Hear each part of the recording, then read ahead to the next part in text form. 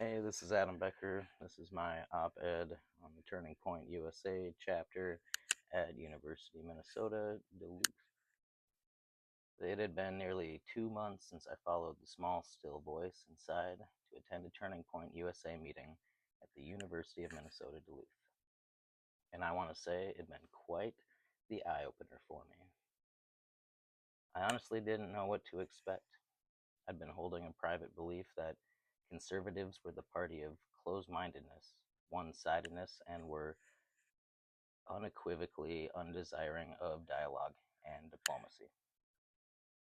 What I found was a very different story. I'm not a student at UMD, and I just combined getting lost with already running late. By the time I arrived at the meeting, it was well underway. I felt like such a random middle-aged sore thumb, and yet that's not how I was treated. I was received with welcoming smiles and was pointed toward an open seat, despite not a single person there knowing me from Adam. Graciously, the administrators caught me up on what I'd missed, and then asked me to introduce myself by participating in the high and low of the week segment of the meeting. This is when each of us has a chance to share a couple of highlight experiences since the last meeting took place. I shared that my high that week was having been interviewed by Liz Collin with Alpha News regarding an experience I had while working at the Duluth Public School. Next, we talked about the topic of the week and were briefly educated with several bullet points on existing perspectives surrounding the topic. Then we formed small groups in order to dive deeper into the topic before we were asked to choose whether we were for, against, or unsure of a conclusive position regarding the topic. Finally, we took turns presenting our positions and debating with the group itself. It was a lot of fun. I learned a lot, and there were no winners, no losers. There was no reason for anyone to feel sore, as the point wasn't to come out on top, but to actually engage in dialogue. Civil debate, keyword civil, mutual respect, and I found myself to be very impressed by the whole thing. It was not because everyone there was white either. Silver spoon fed, thoroughbred conservatives. The TPUSA chapter at UMD is both multiracial, its members come from a wide variety of backgrounds, and what was palpable to me was the unwavering commitment to respect each other. In other words, it felt safe, period. But the announcements that came next surprised me and unfortunately stood in complete contrast to what I just described.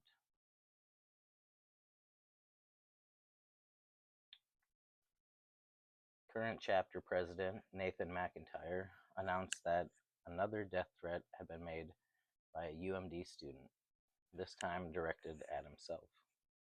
The last death threat was made toward the previous chapter president, and as if trying to fit a poorly drawn caricature, the threat was made personally by the sitting president of the Young Democratic Socialists of America Club at UMD. Yes, we should be concerned. Yes, UMD should immediately create a zero tolerance policy for violent hate speech and death threats. I personally think that each student found guilty of making death threats on campus will grow up real quick when they explain to their parents why there's now an expulsion from a major university on their permanent record. Such a policy would give them something to think about before taking this sort of rhetoric lightly. And yes, the propagators should be held to a higher level of accountability. That is, if UMD wants it to stop. But here's the real kicker, and what I found to be nothing short of confounding. When I went to the Young Democratic Socialists of America website to find out what sort of a group makes death threats on a university campus, I found a petition they wanted me to sign to make UMD a sanctuary university. Please correct me if I'm wrong, but when I hear death threat and sanctuary, I see an ideological juxtaposition.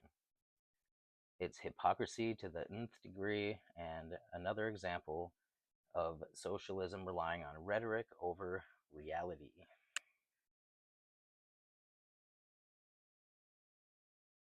pictures that I'll show you here.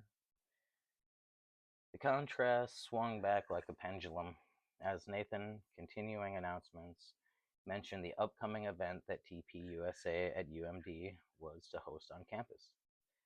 Someone casted the question, should we put a QR code on the poster so that people have to register in order to find out the location? Nathan said no. It's going to be open to everyone to come, so the location will be on the flyers and posters. Another person joked, so invite all your friends, unless they're socialists. But Nathan smiled and said, no, you can invite them too. You should invite them too. We want to have people with different opinions show up so that we can practice civil debating and dialogue. Besides, the group agreed that if anything did happen, there'd be a strong presence of Duluth police. That was enough for me right there. The Turning Point USA UMD chapter, its members, its president, and that 90-minute meeting reaffirmed a thought I'd been having a lot lately. Liberals are not all that liberal anymore, are they? In the weeks to come, I did some homework of my own and have come to believe that none of this is natural, an accident, nor is it a creative construct of the people, but is actually a part of a comprehensive, holistic, neo-Marxist plot that's been brewing since the end of the Cold War. Now, hear me out. After the Western world had watched people en masse flee westward over the crumbling Berlin Wall, nobody in their right mind would consider communism or socialism to be even close to a viable option for our own country. So the Marxists pivoted. They needed to shift the Overton window in order to make communism palatable in the West, and it doesn't take long to look around and see that they've been incredibly successful.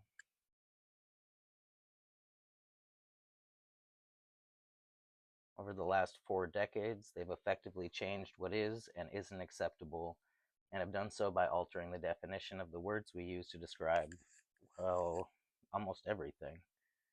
Climate, marriage, race, immigration, diversity and inclusion, gender.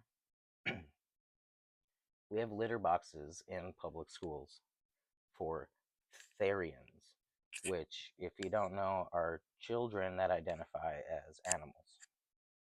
This is not to be confused with furries, because furries are related to adults engaging in cosplay, and the term can't be used to describe children because of the sexual connotation.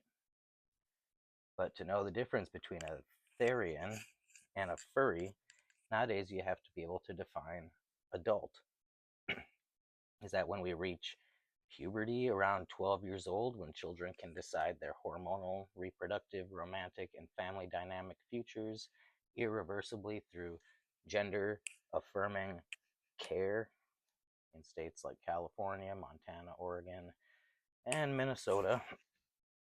Or is it when we turn 24 to 25 years old, our brain is fully developed and the juvenile courts and youth housing programs will no longer take us? Am I an adult? Yeah, I'm pretty sure I am. My wife and kids sure hope I am. If enough fundamental words are redefined, we the people are pit against each other over the definitions that we're attracted to, regardless of whether or not it existed in actuality before the redefining. Which brings me to the political side of this. What do you think now when you hear the words fascist or Nazi? You automatically get a picture in your head of President Trump, or of a MAGA hat, or a conservative person? I bet that those words would have meant something different to you just a few years ago. Perhaps if you knew enough history, you'd have heard fascist and pictured a person that was not elected by the majority. When you heard Nazi, you may have thought of National Socialism. Again, while redefining terms, actuality is merely an inconvenience. What matters most is the emotional response elicited by piling on the maniacal rhetoric. What else can this stuff be called? It's maniacal, It's disturbing, it's scary, and what horrifies me is that it's desensitizing us to dehumanization. We have politicians calling for murder, civil war, and fighting at all costs against Americans. We are still Americans too, right? Designated by the same politicians, Walls, Pritzker, Omar, etc., as fascists and Nazis, and these are without a shadow of a doubt the most common catcalls from left-minded students toward the Turning Point USA members on campus at UMD. They say that conservatives are racist, misogynist. We want to starve children and watch the poor and elderly die from lack of health care. And by combining youthful idealism with lack of life experience, many students at UMD and across liberal campuses across the country have taken on a character of passionate anger, acceptance of political violence as necessary, and tragically, an air of suicide culture. It is said amongst them that they'd rather die than have Trump for a king. And though it makes absolutely no sense, it doesn't matter because it does to them. They see that socialism is creating unity, not realizing that their union is based on manufactured discontentment, easy to foster within any entitled generation. So, like, how did this happen? And so fast at that. Like I said, it's not natural. It's not an accident, and this is not the creative product of the people, but a direct attempt since the end of the Cold War by the neo-Marxists designed to shift the Overton window of American politics in order to not only include communism as a viable option, but to make it appear as though it's the only viable option. That is, unless you are inhuman. Such an ambitious endeavor, at the very sound of it, may sound impossible or at minimum to require a more significant amount of time. However, enter the prison manifesto of Antonio Gramsci. Gramsci, while spending the end of his life in prison under a real fascist, Benito Mussolini, had written a more than 3,000-page manifesto that included a theoretical agenda that was itself revolutionary to Marxism: how to create a communist revolution without the use of force. In his manifesto, which would become the playbook of the cultural and political Marxists, Gramsci outlined a step-by-step, slow march of ideology through the institutions. He posed that the ideologies prominent in the major institutions of a nation would shape the prominent ideology of the nation itself. In other words, arts and entertainment, news and journalism, universities and schools, the church and the military, the government. If their ideas could take hold of all the major institutions, they could steer the culture of a nation straight into Marxism. Well, what do you think, folks? Is it happening? Are socialist politicians popular in Hollywood? TikTok and Instagram, the network news? What about Columbia, Harvard, and UMD? Just last year, I was working as a paraprofessional for the Duluth Public School, ISD 709, and sat through a whole socialist agenda presentation during a professional development day at Denfeld High School. Last weekend, I was at the library with my wife and kids at the West Duluth Public Library, and they had "No Kings" signs on their front doors. Of course, king doesn't mean what it used to either, but also, what does any of it have to do with the public library? I'd say it'd make more sense if there was an educational display of social movements from the 21st century or something, but no.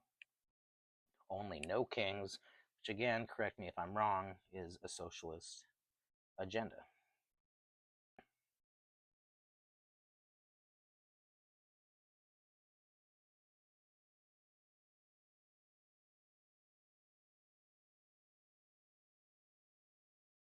I lost my place here. Just give me a second.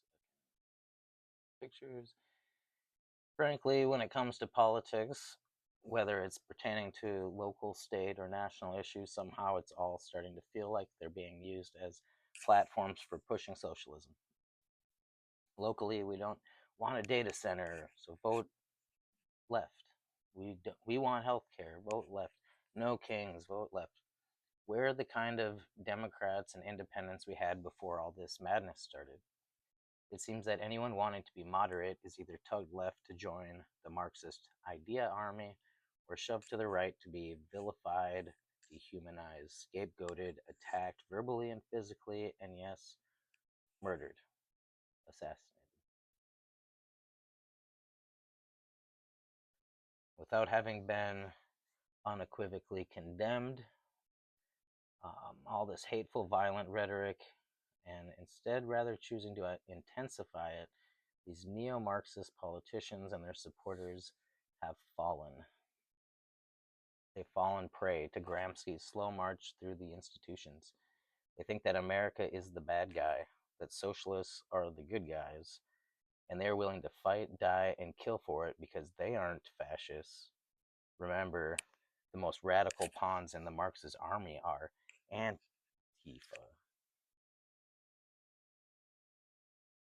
So I continue to go to Turning Point USA at UMD meetings on campus.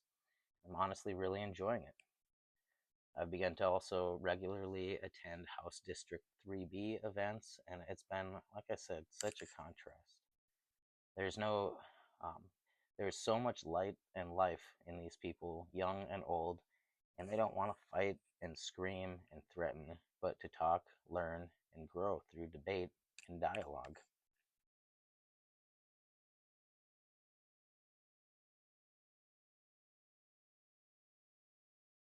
Got some pictures there.